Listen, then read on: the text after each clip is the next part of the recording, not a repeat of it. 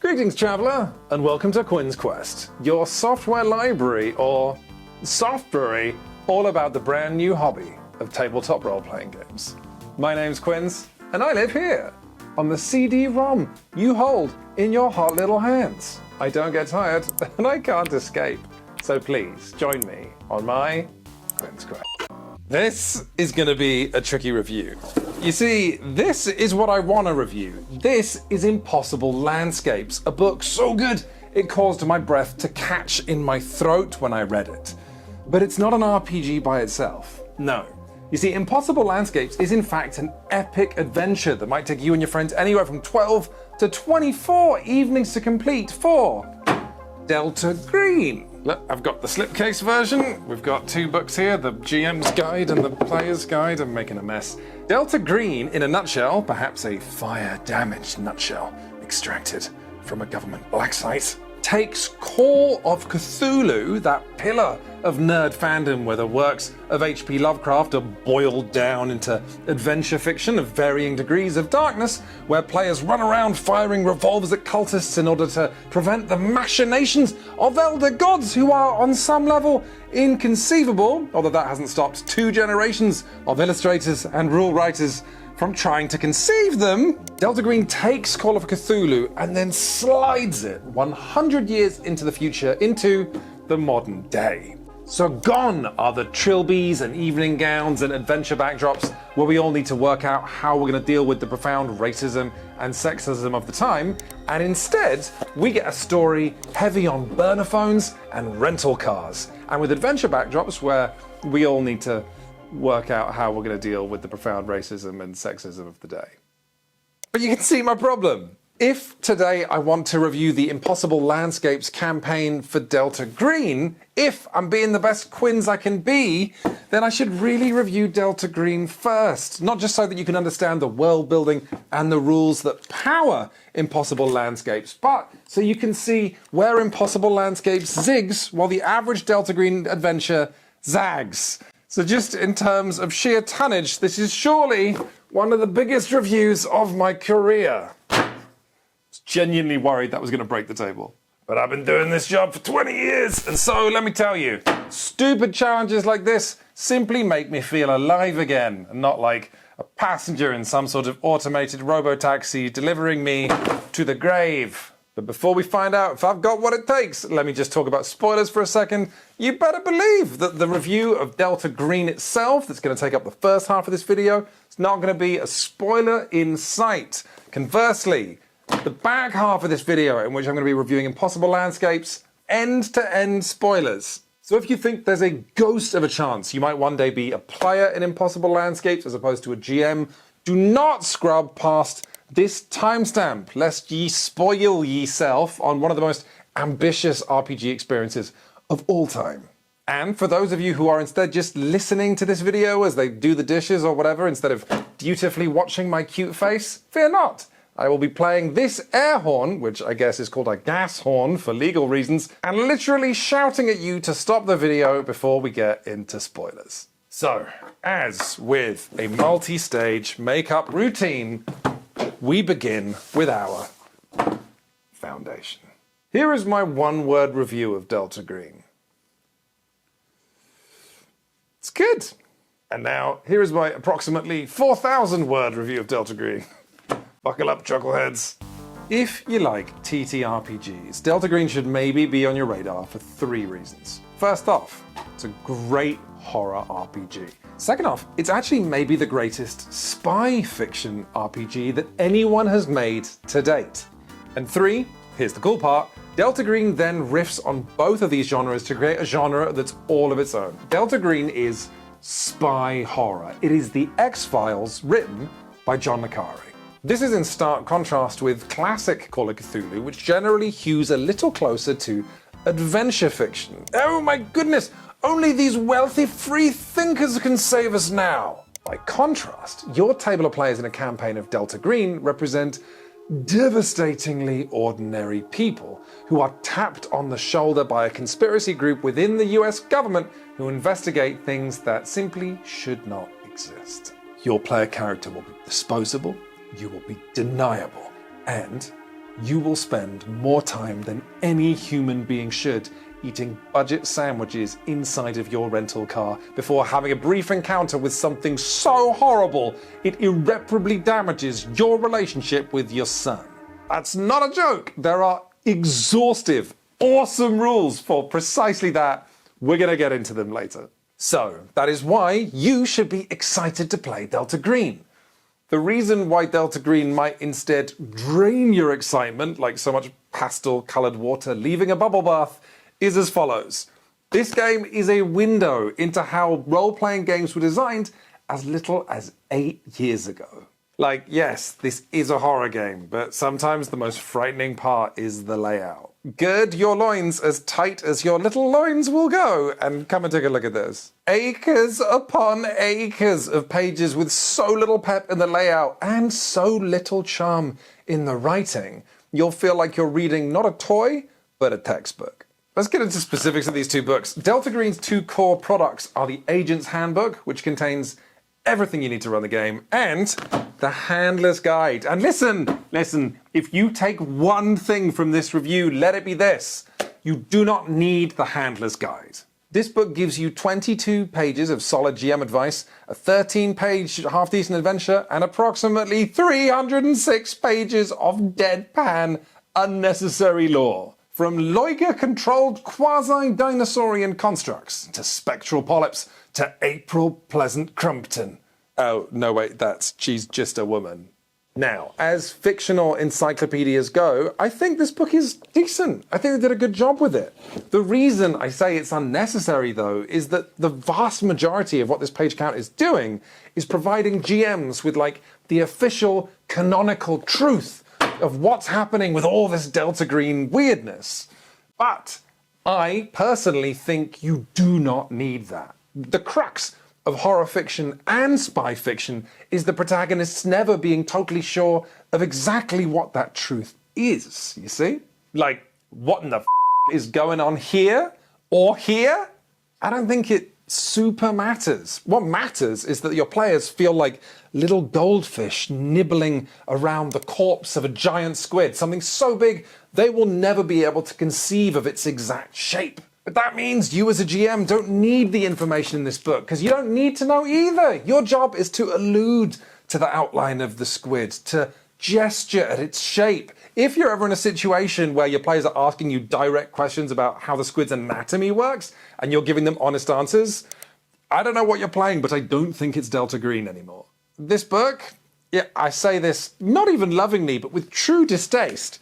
This is nerd shit. This is the side of fandom that is uncomfortable with abstract expressionism and illusions and instead wants to know exactly what the Babadook is and how many hit points it has. The only reason you should get the Handler's Guide is if you want to design your own Delta Green adventures and you want what you design to be canonical. But I don't know why you do that, because in my opinion, the reason to get into Delta Green is to play the absolutely awesome pre-written adventures. So, without further ado, let's talk about the other Delta Green book, the actual book, the rule book, the game book, the Agent's Hand book. I've yelled too much. I need my water. So, in terms of art design, this book is a trip down a suburban-looking and characterless memory lane where we all held RPG books to a lower standard. Today, in 2025, for games I'm thinking of covering on Quinns Quest, the test is usually that before I even start reading, I can flip to any page and what I see there is exciting. With Delta Green's Agent's Handbook, my attention slides off these pages like an overstimulated egg on a non-stick pan. All the same, I, Quinns of Quinns Quest, nobly pressed through these underwhelming pages to run a Delta Green campaign. And here's the good news. You only really need to read as much of this book as you want to. More on that later. But here's the other good news. You are going to want to read this not-so-great book. Because you see, I don't actually think the Agent's Handbook, the core rulebook, is the first Delta Green book you should buy. Instead, I think you should pick up one of the good adventure anthologies, read that, and if Delta Green is for you, you are going to be so excited to run one of these adventures. You're going to think, give me the rulebook, give me the rulebook. I'm going to read whatever it takes to run this campaign. And that is exactly what happened to me. As a fan of dark, modern detective stories like, Dark, also True Detective, and Arrival, I read some of these adventures and said, I don't care how good or bad Delta Green's rules are. I'm running this game. And that's exactly what I did. I called up my friends, got them round, ran them through the introductory module, last things last, and then we dove straight into impossible landscapes and finished that over about 12 or 14 evenings. And it was one of, if not the most amazing TTRPG experiences of any of our lives today. Which is how we get this review, because it's the Quinns Quest guarantee that I will never review a game on the Quinns Quest YouTube channel without running a campaign of it first. I want to talk about that adventure, but we gotta finish our review of base Delta Green first. And this is the point in the review where I start becoming real nice. Because it's not just that Delta Green reimagines Call of Cthulhu, this enduringly popular school of horror and story design in the modern age. No, Delta Green reboots Call of Cthulhu so thoroughly as to remind you why H.P. Lovecraft got popular in the first place. How does it do that? Okay, as with the best spy fiction, Delta Green's starting point is to remind you, with the earnestness of a brick thrown through your car windshield, that you are not special. You are not Jason Bourne. You have no plot armor. You're just an ordinary person trying to get by in a world of form-fillable PDFs and child support and diabetes. Delta Green generally expects that your day job is going to be working as some kind of agent for the US government, but within this book are like 60 pages on why that's boring. Even if you pick something cool and schlocky, like maybe you're a detective working for the FBI or a diplomatic attaché, this game's got your number. Waiting for you somewhere in this book are 10 pages on why that job is also boring. As to how the game actually plays, on page 6 of the Warden's Guide is a little quote that reads as follows. Delta Green is not about stats or weapons or killing the beast. It's about how the Earth is haunted, and we're not even the ghosts.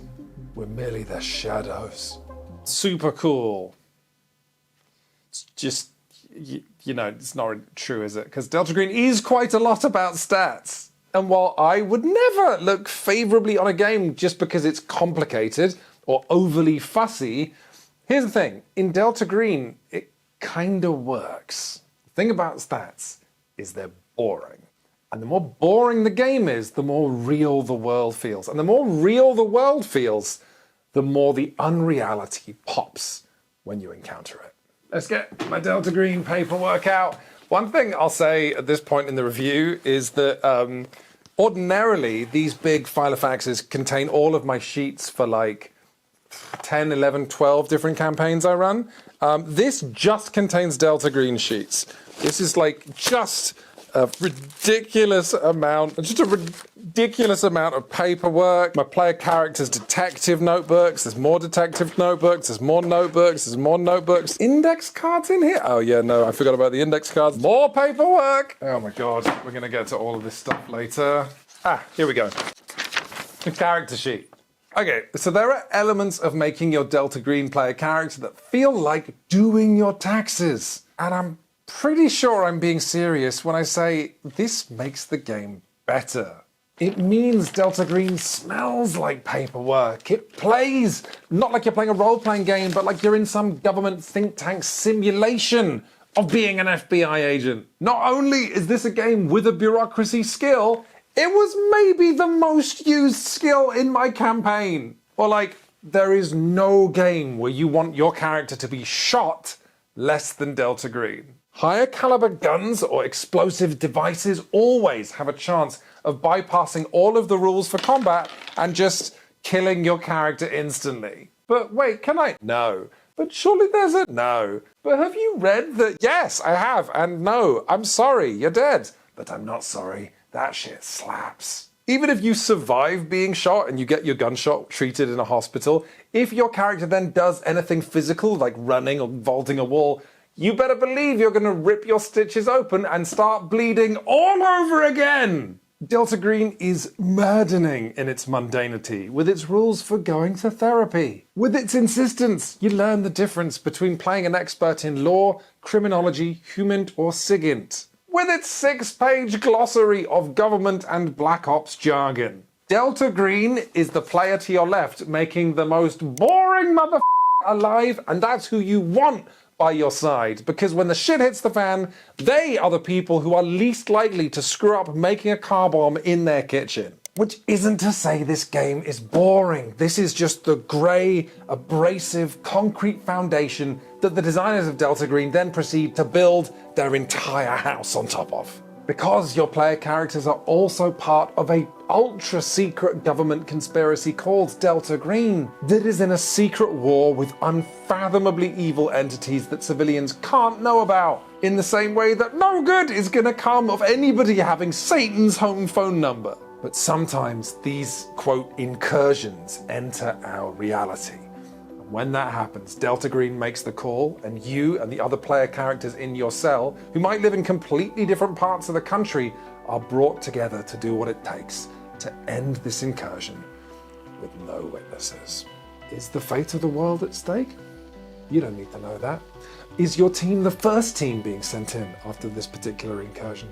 You don't need to know. And if you're lucky, you're going to get home again, lock your front door, and get on with your life. Just be expected to forget what it is you saw. But you did see that, right? I cannot overstate how pitch black this part of Delta Green's world building is. Like, at least Mothership has a sense of humor. At least Vampire the Masquerade lets you feel sorry for yourself. If Delta Green is about anything in terms of artistic themes, it's about how governments and militaries use and discard people. Players often don't even get a glimpse of the things they're investigating until the drama reaches its zenith, which means for so much of Delta Green, what you're actually doing feels like looking in a mirror, reckoning with the fact that to get the better of these alien forces that appear to be hunting humanity, you've allowed yourself to become part of a system that is just as incomprehensible and immoral and godlike. If you so much as hesitate on a mission, you may be considered compromised and your team will become the next mission. So don't think, just become a screwdriver in Uncle Sam's hand. After all that matters is getting home again to your mum, your cat, to your infant daughter, right? And anyway, you're saving the world doing this. Right?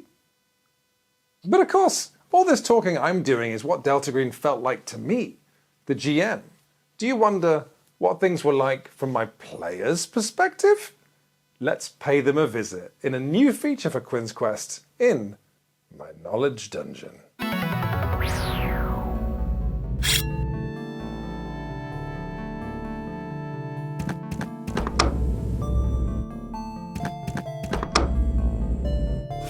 We knew going into it that it was going to get weird, right? There's going to be Lovecraftian stuff. And with that in mind, being in normal locations has this like electricity to it.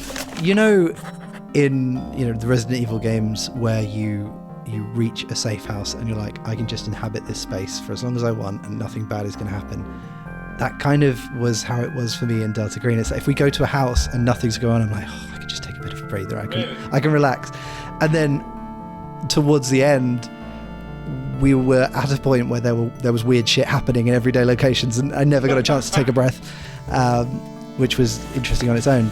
The final thing to tell you about the world building of Delta Green is a simple but mammoth accolade. This game has the best official and fan-made adventures of anything I have ever read. Although looking at the proofs for the new Mothership book, Wages of Sin, I think Mothership might take that crown in a little bit. Like, there's a reason that this is the first Quinns Quest review in which I'm doing it basically to talk about an adventure module, and in which this month's Patreon video is me talking about another Delta Green adventure module, and where, in the process of filming this shoot, I've remembered that I haven't finished reading this other Delta Green adventure module that I own, and that's what I'm going to be reading tonight in my bed, in my pajamas.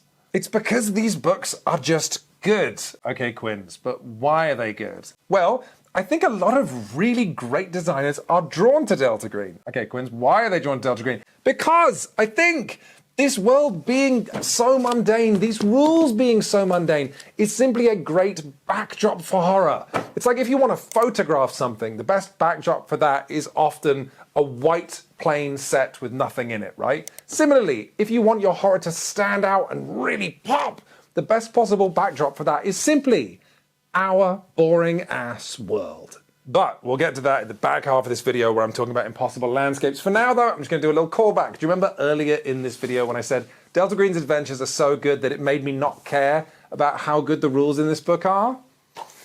Yeah, all the same, I have played like 14 evenings of Delta Green, so I didn't ask for it, but I do now have opinions on these rules, so let's go for it. What do I think of Delta Green's rules? They're good. That's kind of a surprising conclusion for me to have, I think, because Delta Green is very much a traditional, almost old-fashioned RPG with none of the innovations that have come in recent years from the story game community. Instead, we've got things like how many meters a player can move in a combat round, 3 paragraphs on suffocation, we've got a whole ass box out for when you fail an accounting roll. But we'll get to how skill checks work in this game in just a second. I want to start this conversation by talking about the part of Delta Green's rule set that is the most innovative and exhaustive, but also the most ethically problematic. But also, at least for me and my players, the most juicy and fun. I want to talk about Delta Green's rules for your character's sanity. So, a cornerstone of Call of Cthulhu RPGs is that as your player characters encounter, or worse, try and understand things that do not fit in a traditional understanding of our reality, you start to become overwhelmed, like an ant trying to comprehend algebra, or in fact, anything. The ants are dumb. No shade on ants. I think they're really good at their thing. But an ant is not going to survive the modern school system.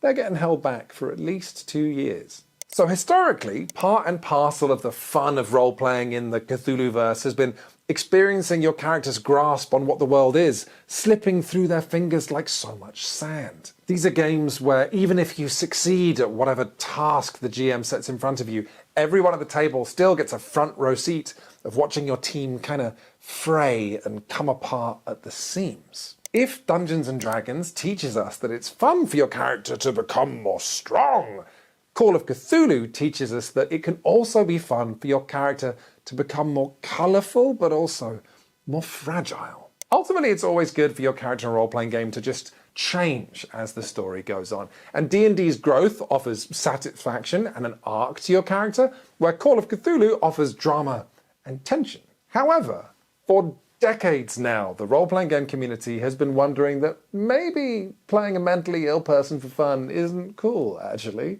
And those questions could still absolutely be asked of Delta Green.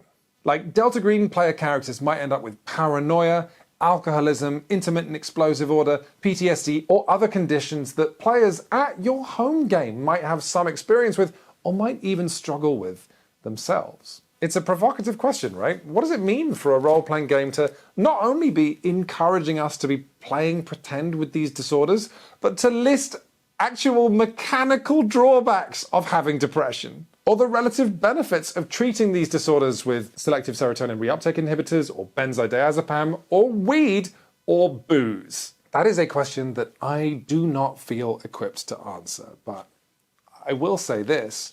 When I ran Delta Green, I had a table of players. Here are their notebooks. And these players were, let's say, not unfamiliar with the trials of mental health. And all of us around the table in play found that Delta Green's sanity system was not only exciting and immersive, but in no way in poor taste. And fundamental to why that is, as opposed to Call of Cthulhu in the 80s, it's partially because this game has a better understanding of trauma, but it's also because this game operates from a position of compassion. Delta Green's big mechanical innovation when it comes to sanity, that additionally situates you in the game's dark, black coffee-coloured fiction, is that of bonds. When you create a character, you name and create people you're close to, a spouse, a dog, a best friend. And then as you suffer from violence or helplessness or the unnatural, you always have the interesting decision in the moment of whether to keep that trauma to yourself or projecting that pain onto these relationships that give you strength. Perhaps for your character that means you lean on them emotionally. Perhaps it means you take your frustration out on them. Perhaps it means that when they need you, you're not there because you're in your own head. The result is something much more human and heartbreaking than the traditional Call of Cthulhu thing of looking at a four-dimensional egg until you go nuts. Delta Green is about your player character coming home to their husband and thinking about why they're now a worse spouse. It's a game about finishing a session and talking to your GM about how maybe alcoholism isn't the right next step for your character and Googling a depersonalization disorder and thinking that maybe that would fit better. There are also just some really good gamey decisions in this system as well. Like whenever you lose sanity, you don't just lose the points. You decide whether to put that onto a bond and onto who. Also, there's the ability your character has to become adapted to violence or adapted to trauma that comes from helplessness, but maybe you don't want that because you'd prefer they stay empathetic and fragile. And again, this is Delta Green making me fall in love with Call of Cthulhu for maybe the first time in my life, because this is the game saying it doesn't have to be about tentacles or exploring other dimensions. It can be about an exploration of how workplaces often have so little regard for the bodies that they're destroying that families often provide the unpaid labor that is the only thing that stands between an individual and their total destruction. So, even though Delta Green isn't the newest game on the RPG market, I found its rules for sanity pretty palatable, even in the political environment of 2025. Now let's talk about something that might be a little more spicy for you. In today's political environment, we're all reconsidering our views on the quasi-fascistic and institutionally racist body that is American policing, or perhaps our own country's policing. And Delta Green is a game where it's sort of expected you're going to be playing cops. Now, I'll start by saying you don't have to do this. There are plenty of other player character professions in this book. You just have to be someone that the US government might tap on the shoulder. Two of the players in my campaign were a paranormal podcaster and a telecommunications specialist. But also, I do think that Delta Green manages to provide what are essentially cop stories while remaining palatable even to a flaming leftist like me.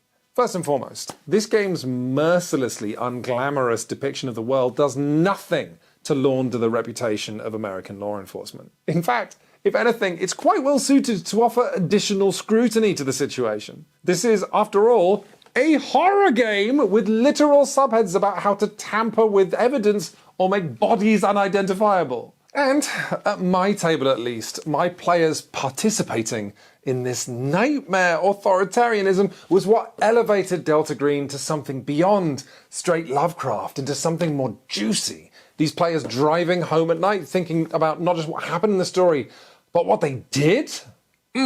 That's horror that sticks to your bones. Moving on, I'm sure that some of you out there are losing your mind because we're like 20 minutes into this review and I haven't even told you how skill checks work. So let's get into it. And that's just it. They work. Broadly, players just roll percentile dice and try to roll under their skill or stat. But here's the cool part.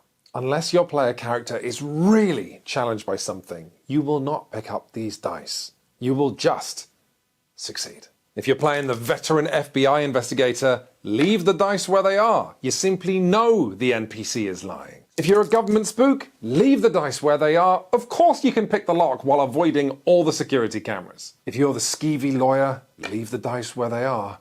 You do not leave evidence at the scene of the crime. And so if you're a whole team of players, you can simply glide through obstacles like a hot, unethical knife through so much innocent civilian butter. Which means investigations in a Delta Green game simply yield their clues to you, which is what we want in an investigation game, because it lets you get on with the actual game, which is figuring out how these clues fit together. It also means the general misery of Delta Green is made more palatable by the competency porn that has always been part of spy fiction. Sure, your player character's husband is initiating divorce proceedings and you can't fall asleep at night without a bottle of rum, but You can blow a hole in someone's torso from 20 meters without so much as looking at a pair of dice. The final thing I'll say about Delta Green before moving on to Impossible Landscapes is, I have said time and time again on Quinns Quest that it's really important to play multiple RPGs rather than sticking to the same system, because every different game teaches you something about how to play better. You take those tools, those ideas with you into your next experience, right? And Delta Green teaches us all a fabulously important lesson in role-playing games, which is you can ignore whatever rules you want. I don't mean that facetiously, and I don't even mean it as a criticism. Let me explain. So this is a game about investigating otherworldly horrors that do not obey the laws of our reality, right? And the designers have correctly figured out that the best possible backdrop for that is a hard-edged reality so mundane that if one of your players gets run over by a sedan car, you can tell them the exact percentage chance of them dying at low, moderate, or high speed. Because the more scientific and flinty the world of Delta Green feels, the more alien the anomalies feel. Also, nothing is scarier when your character's life is hanging in the balance than when it's decided not by the GM, your friend, but by a neutral third party. Because let's be honest, a GM might let you get away with it. Delta Green says 36% chance you die. And so, by God, the designers of this game set out to offer rules for absolutely everything. Do you want to make a role for the accountant in your group to siphon off funds from other government programs to pay for your Holiday Inn rentals? We got those. You want the precise order of play for running down the stairs away from someone with a knife? We got those. You want to know how many hours a player has left to live after accidentally huffing ricin? I think that's actually too specific. Oh no, wait, we got those. And so, when I first started playing Delta Green, I printed out all these rule cheat sheets and I hung them on the back of my GM screen like I was hanging pissing laundry. And then, something magical happened. I didn't use them. I was happy to have Delta Green's ludicrously capacious rule set for when my players wanted to do something risky and I wanted to honor the danger they were in. But for most of the time, sanity system aside, because that system is like a whole goddamn Swiss watch, except instead of telling the time, it tells you when it's time for diazepam, Delta Green was actually one of the simplest rule sets I've ever used on Quinns Quest. Not as written. As written, it's like the instruction manual for soldering a circuit board, but how it actually plays. And that's because, unlike most of the other games I've reviewed on Quinns Quest, where the rules are the game, and then the game is the story, and then the story is the rules, and so you have to play them pretty much exactly as they're written to get the designer's vision onto the table, in Delta Green, the rules are there as hardcore simulation if you want it. But the investigations are the game, and the investigations are just clues and dilemmas, neither of which strictly need you to play the rules as written. All right, so for more complicated things that aren't covered by the rules, Delta Green has this thing called a luck roll, right? And the game says, like, maybe your agents are, like, breaking into a neighbor's house and you don't know if the neighbor's home or not. Delta Green then just says, flip a coin. And as my campaign of Delta Green went on, I referenced the rules of simulationism less and less. And I just started doing more and more luck rolls because my players were super into it. And you know what? Not only was the game just as fun, we were still absolutely playing Delta Green. So my goodness, there is your primer on what Delta Green is. And now for the part of the video where I'm gonna gush like an ominous riptide that has claimed lives and will do so again about Impossible Landscapes and all my paperwork for it. Let me tell you, Delta Green, as I've said several times in this review, has a bunch of amazing published adventures. Impossible Landscapes makes them all look like after-school projects.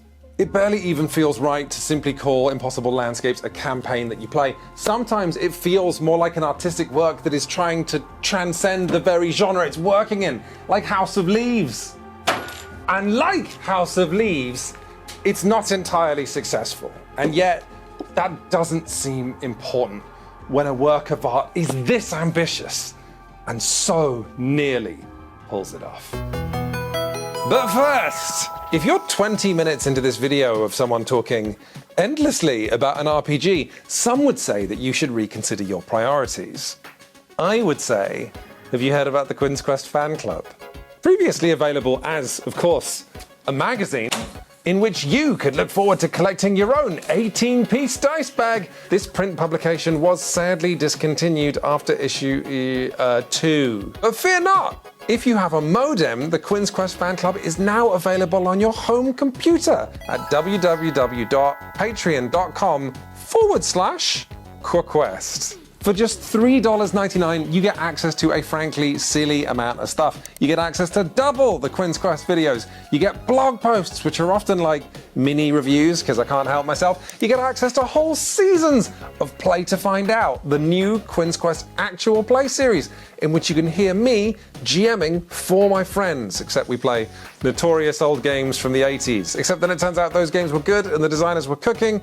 We have been blown away by the reception to this series. Turns out you folks enjoy listening to it just as much as we enjoy recording it. And you get access to the Quinns Quest Discord channel, which is a great place to meet other friendly people if you want to play an RPG online. Dropping on the fan club, today is an hour-long podcast where I talk to two of the players from my Delta Green campaign, talking about what the experience was like from their perspective. We talk about cops, mysteries, and one scene in our campaign in which there was a protracted scene of homosexual intimacy between two player characters who were so far in the closet they were practically drywall. Also on the fan club today is a new video from Quinns Quest in which I talk about another Delta Green campaign. Somebody please save me from myself. Delta Green God's Teeth is not a campaign I've played, so it can't get the full Quinns Quest review treatment. It's also most famous for being legendarily grim, with such freakish content warnings that I literally don't feel super safe talking about it in my most public channels. But I had to find somewhere to talk about it on Quinns Quest because, look, as I was reading it, you see these tabs? These tabs all represent when I was reading a place where I found something genuinely mind-blowing.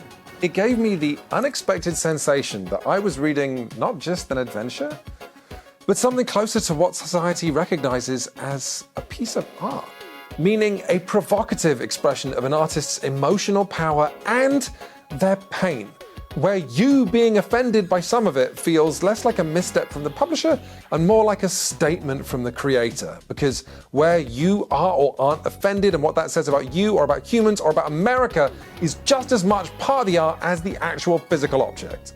Only with you, the viewer, is the philosophical electrical circuit completed. So, if you want to know what the that's all about, you should head to www.patreon.com/Quest. And of course, you won't just be getting access to content, you will be funding the work that I do and helping me to spread the love of TTRPGs. Back to the review. We're back! So Impossible Landscapes. Here's what I can say as a player-facing, spoiler-free review. This adventure is good. This adventure is big. And this adventure is a lot of work to run. So if your GM does run it for you, do something nice for them. Bake them some cookies. Hoover their bedroom. Listen to them talk about a movie that you haven't seen. I'm going to play the spoiler klaxon now. Get out of here, potential players of Impossible Landscapes. If you're doing the dishes, press a slippery, bubbly finger to your device and stop it now! So now it's just me and those of you with desires for forbidden knowledge. So let's start with this one. Impossible Landscapes isn't about H.P. Lovecraft at all. I told you a second ago that if your GM runs this game, you should do something nice for them.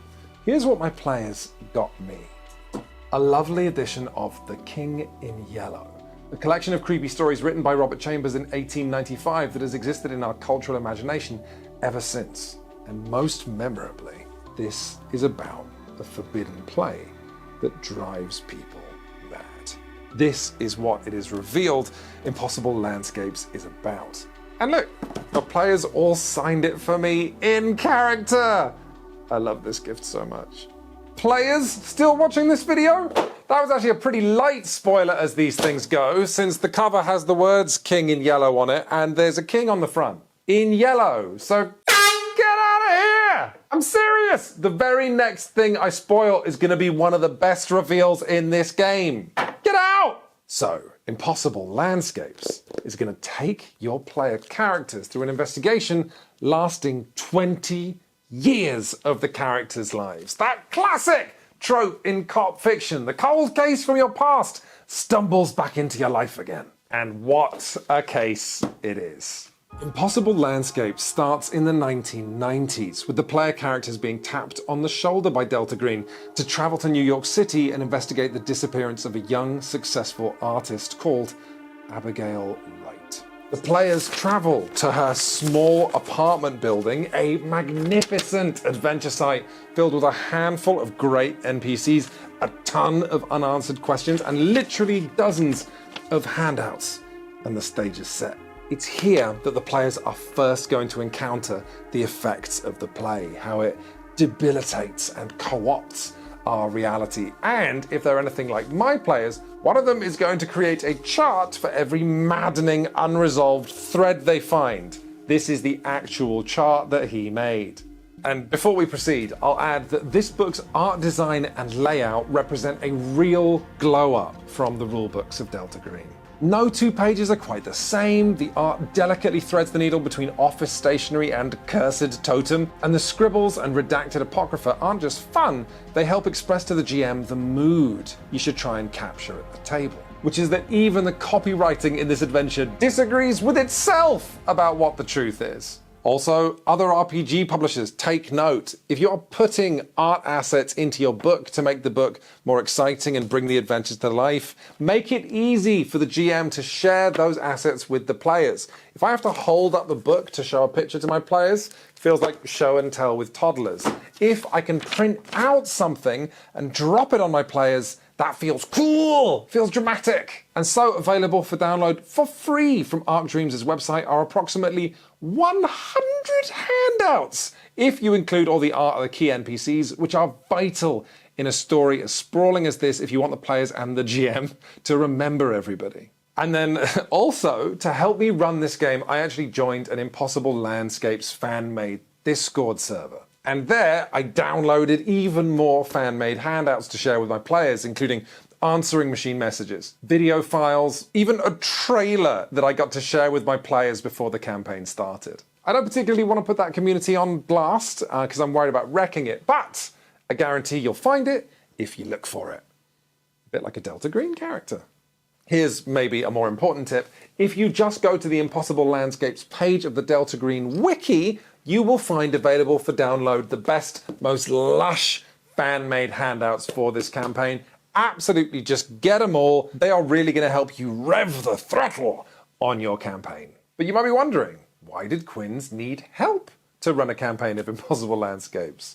Okay, do you remember what I was saying about like the Delta Green Agent's Handbook, where it's big, but you don't need to read the whole thing? When do GMs ever read the entirety of a rulebook? Come on, there's not enough Adderall in the world. You read the book for a bit, and then you start skimming, and then you skip a whole section, and then you go back to the beginning again, until we resemble your aunt learning a board game while blasted on white wine. Yeah, I get it.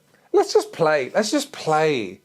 Wait, what am I doing again? But here's the thing about Impossible Landscapes. This is not like some D&D campaign where it's just basically a discrete sequence of events and locations where you read 20 pages and then you run that. Then the next week you go away, you read 30 pages and you run that. This is a 367-page book that for huge stretches of it, you have to read like a novel. Actually, it's worse than that. It's like you're reading a novel while doing an English literature degree, and therefore you have to take exhaustive notes. Look, here are my exhaustive notes. Yes, that's right. I used highlighters and stickers to help shore up my banjaxed attention span. I mean, I guess you don't have to take notes if you think the point of playing role-playing games is to, like, have fun or some bullshit. But I wanted to give my players an unforgettable time. I wanted to run Impossible Landscapes well. And the problem with that is that all of the characters, all of the events, and quite literally, all of the locations are connected. That might not sound particularly impressive. Quinns, it's an investigation. Of course it's all connected.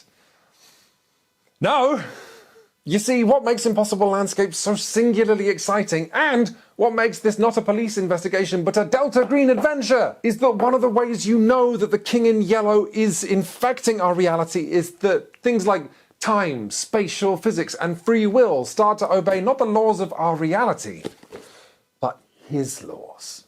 Now, what I'm about to say may confuse you. If it does, that's good. That's a sign you actually understand me. Because among the many things that Impossible Landscapes is, it is an exploration into madness. It is a journey taking a dozen or more evenings in which your players will start by using logic, and then eventually will have to decide how long they're going to hang on to logic for, and what they replace logic with in their decision-making matrix. That might sound like a really highfalutin concept for a role-playing game that's maybe even doomed to failure.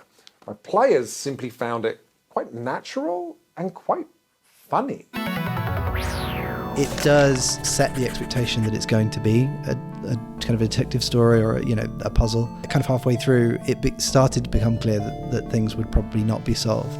And by the last, I would say third, I think we would really started to inhabit our characters, really started to take on their stresses. And we were like, do you know what? I don't want to solve it anymore. I just want to get out. Do you remember when we found some phrase? I can't remember what the phrase was, but I wrote it in my notebook, and then Philip would say it to every NPC. And I was like, this is going to unlock a door to the other world. Nothing happened with that. We never used it. And that is a profoundly common experience of this game, is like pulling on threads that don't go anywhere. Well, I've watched Lost, so I was already prepared for that kind of a vibe. But I think if you are the kind of person who enjoys the ride and is okay going home and just kind of thinking about all these loose ends, I think you'll enjoy it a lot. Okay, let me try and explain the physics of this, right? This is our reality, and then this is the realm of Carcosa. And the realm of Carcosa is capable of infecting our reality. And when it does, you get these kind of crossover points. Imagine the gloopy plasma and hard scabs of an infection site. Those are the locations that your player characters are going to be drawn to, that they're going to be exploring. This isn't a game like in traditional Lovecraft where there are portals between one dimension and another dimension. This is a game about places that are both. And this gets really funky really quickly because in our dimension, time exists, whereas in Carcosa, it does not. So when people or places or items start to become captured by Carcosa, they start to become eternal concepts. So, in the case of Abigail Wright, the missing woman who kicks off this whole campaign, what happened to her is that she read The King in Yellow, she became obsessed, she finds a door to Carcosa, she goes through it, and then proceeds to become a kind of impermanent ghost who might now be sighted 100 years before she was born. And this just means a lot of terrifically spooky shit for players. Like players meeting NPCs and that NPC remembers them from an encounter that hasn't happened yet. Or players realizing the actions they're taking now are what caused events to happen to them in the past. Or deliciously, the players spending a night in Abigail Wright's apartment building and then they come out to discover that 2 months have passed. So now not only do they have quite a few parking tickets, their poor fucking families have questions. And then there's this magnificent bit of slow burn horror that starts maybe about a third of the way into the campaign, where your table of players are going to start wondering and then realizing that they're infected too. And they sure as shit have to keep that secret from Delta Green. But then, should the investigation cell even continue looking into the King in Yellow when they're maybe now working for him? Is he even a real guy? Or is he just invented by humans as a placeholder concept because all of this stuff is a lot less scary if at least there's some dude behind it? And if he's not real, doesn't that then mean that your player characters are doing something as demented as trying to arrest a landslide? So yeah, your poor table of players will start this campaign in 1995 looking for a missing woman who, unbeknownst to them, now both doesn't exist and has always existed. And this one lead will take them on an investigation that, depending on their thoroughness, may well stretch back to 1402. They may realize that the very building that they're investigating in was designed by an architect 100 years ago who may well have been working for the King in Yellow, and if so, he's still out there somewhere. They may well find a dossier about the King in Yellow put together by Delta Green during World War II, which raises questions as to why Delta Green don't seem to know about that guy. Oh God, are Delta Green working for the King in Yellow? But best of all, your players will find a raft of clues that won't make sense to them until after that 20-year time skip, when suddenly the campaign is now set in 2015. That took me a second. And so, yeah, in this campaign, every little thing is connected to every little thing. And if it doesn't seem like it is, that could be because you're not looking hard enough, or it could be because it simply isn't connected yet. Words alone cannot describe how much this game is just the Charlie Kelly Pepe Sylvia meme, right down to the fact that your players are going to be chain-smoking in cheap shirts. But in a game all about madness, here's the part that's genuinely crazy. This campaign is obviously going to be catnip for players who love to take notes and thinking deeply about a puzzle and just earnestly engaging with playing pretend at being a detective. But if you've got someone at your table who doesn't like to take notes, in fact, if you've got a whole table of players who just want to show up, drink a beer and kind of relax, which, now I think about it, probably describes a fair few real-life police officers, Impossible Landscapes will work almost as well as an experience for them too.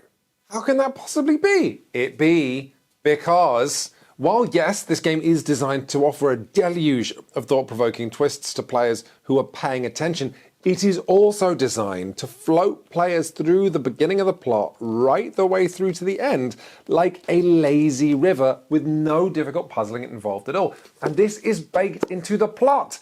Because what in other role-playing games would be considered narrative contrivances, in Impossible Landscapes represent you being caught in the King in Yellow's web. You are going to go where he wants, because he is a timeless, immortal spider weaving riddles, and you are four hungover cops in a Prius. Where Impossible Landscapes is demanding, almost laughably so at times, is for the GM. And this is how I ended up in a Discord server full of GMs who'd run it before, with questions about the motivations of NPCs that I didn't understand, or questions about pacing. I was asking them things like, are my players going to be just completely baffled by the end of Act 1? And then the GMs of the server were like, yes. I'm sure there are plenty of GMs watching this who have already created a new tab and ordered this game before the review is even over. But if that's not you, if you're interested in running this but maybe a little intimidated, I should add that all of this work I am, at least in part, complaining about was, at least for me, fun as shit. Yes, it's a lot of work, but I enjoyed every stroke of the pen because, okay, I know there are some GMs out there who GM because they have to and they would really rather be a player. But if you are a GM who does it because you enjoy seeing the look on your players' faces when you delight them, this book is like a heavy briefcase full of stuff that lets you delight your players. And so every stroke of the pen as I was making notes, or me bringing out my ruler or getting my highlighter, all of that is tinged with anticipation that my players are going to love that. Oh, my players are going to love that.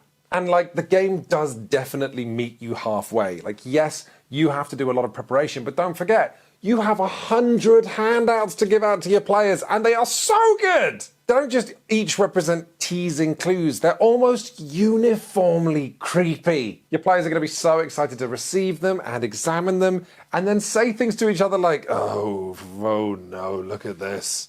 And then also, you're going to be taking the top of your players' heads off because I guarantee they haven't played a horror RPG quite like this one, because Impossible Landscapes is doing a lot of work breaking new ground in the genre of surreal horror. Think less Lovecraft and more the films of David Lynch. But then, of course, the scale of this adventure brings an excitement all of its own.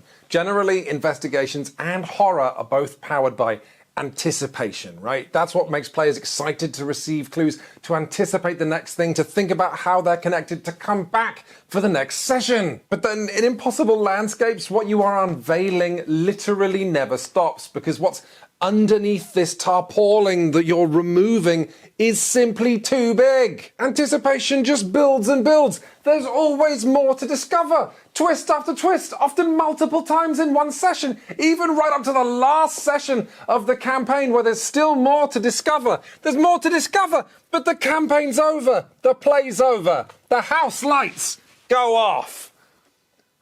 I wanted to do that with my toe, but the extension cord wasn't long enough. And so long as we're talking about the scale of this campaign, I'm not sure I have ever heard my table of players shout louder in anything I've GM'd than when I introduced the big time skip in this story. When I said to my players, okay, that's the end of Act 1, and your player characters go their separate ways and do not see each other again for 20 years. They all just exploded. And it's something I'm absolutely stealing for other campaigns that I run. Players have their minds blown when they have to imagine their 25-year-old character as 45. And you see who's divorced, who's got a kid, who's now flown the nest, and even more heartbreakingly, who among your table of players has stayed exactly the same. Never before on Quinns Quest have I reviewed something where I'm so excited to release this video simply because it means I know tables of players around the world are going to get to experience this. That's a big statement coming from me.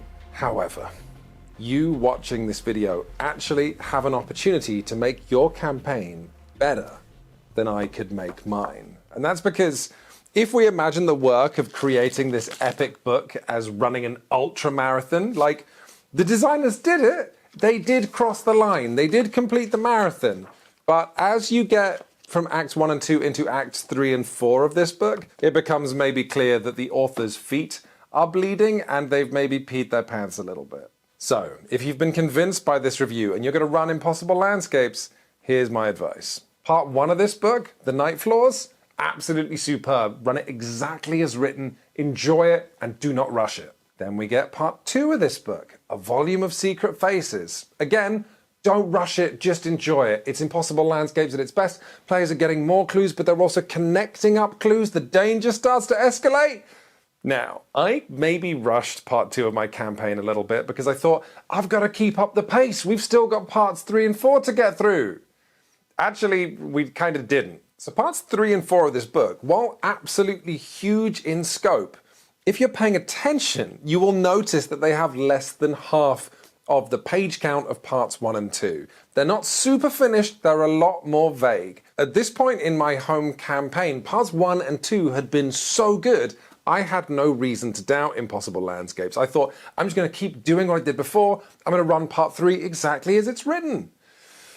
But actually, this is the point in the campaign where I think the very talented author of Impossible Landscapes, John Tynes, starts to get tired. And I was too tired from running his campaign to notice. So basically, in Part 3, the players are on the run from the cops and from Delta Green, and they can kind of go anywhere, they can do anything, and there's lots of spooky ideas for what might happen to them, but there's not really an adventure per se. It's super duper directionless. And if you think it's weird that I didn't notice that I, the GM, had to make sure to provide some direction, what can I say? I was just absolutely cross-eyed from trying to fit this entire book in my head.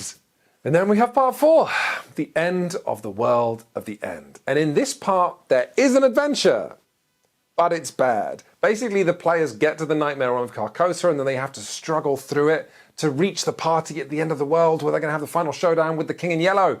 But for a campaign that up to this point has been powered by surreal horror, and now is in the literal realm of nightmares, Part 4 isn't super surreal, and it's not super horrifying. It feels like a goth obstacle course. So, for GMs who are really trying to get the most out of Impossible Landscapes, I think you've got a couple of options. One of which is to run Parts 1 and 2 exactly as written, and then to just shoot the game through Parts 3 and 4 as fast as possible. The thing about Parts 3 and 4 is you can make the players being on the run from the law and their journey through Carcosa really short, but that to me doesn't feel like making the most of this book. I think there's another option for more ambitious GMs, and that is to run Parts 1 and 2 exactly as they're written, and then kind of write the game itself. You've got kind of this Samwise Gamgee at Mount Doom thing going on where John Tynes cannot carry the ring all the way to Mount Doom, but you can carry him!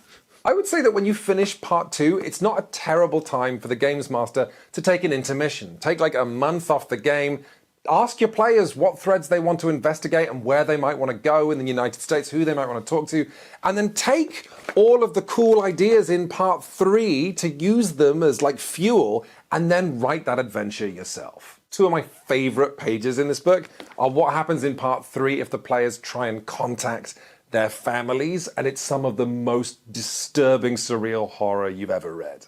And then at part 4, where the players actually enter Carcosa, the realm of madness. It should surely be like the bits of a David Lynch movie that were left on the cutting room floor for being too weird. And it's not that. The adventure as written reads like Call of Duty DLC. Like, there are 2 genuinely great, terrifying high concepts in this chapter, but I don't think it really delivers on either of them.